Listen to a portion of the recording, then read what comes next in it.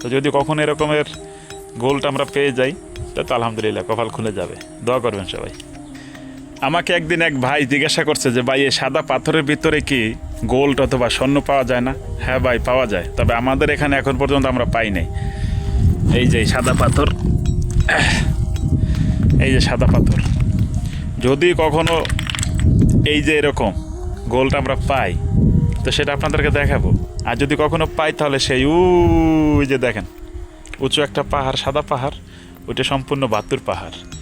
যদি থাকে তাহলে ওইখানে যারা কাজ করে তারাই সর্বপ্রথম পাবে। আর আমরা হইলাম এই মেশিনে পাথর বাছাই করি, এখানে আসার আগে ওখানে দেখবে, কারণ ওখানে বোম মারা হয়, বোম মাইরা তারপরে ওই পাহাড় ভাঙ্গা হয়, তারপরে ওই পাথরগুলো বেকুর মাধ্যমে লরিতে উঠাই দেওয়া যায়, তারপরে লরিতে নিয়ে ওই যে ওখানে ফালায়, তারপরে ওইগুলো ছোট ছোট সাইজ করে আপনার হ্যাক মেশিন দেওয়া, যেগুলো বলে না হ্যাকার মেশিন। সো পরবর্তীতে ওগুলো আমরা বাছাই করি।